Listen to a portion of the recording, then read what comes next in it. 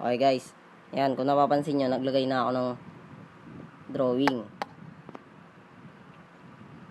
May drawing na siya ha. Ballpen lang yan, kailangan nyo ng pattern para patungan ito. Okay, iyan yung blackening shampoo kung nakikita nyo. Ha? Papatungan nyo lang yan. Example, ganito.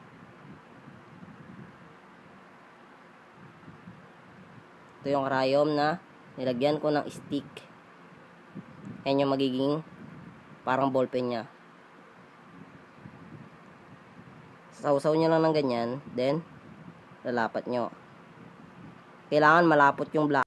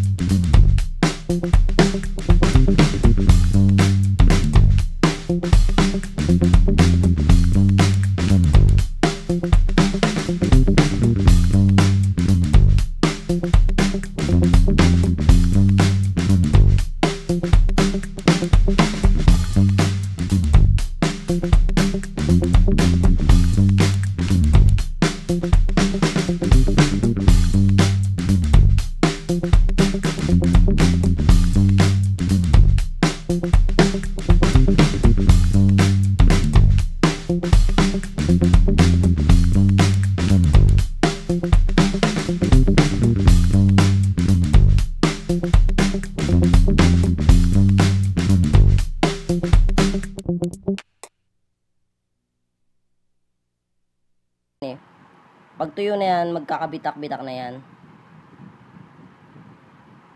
Yung drawing medyo pangit. Okay lang yan, pagtiisan nyo na lang kasi yung kaya na pinag-uusapan naman di yung drawing. Sunod na ako magpakita ng malalaki yung drawing na magaganda. Ayan, napapansin nyo, nagda-dry na siya, di ba? Mas matagal na patuyuin, mas malinaw. Okay?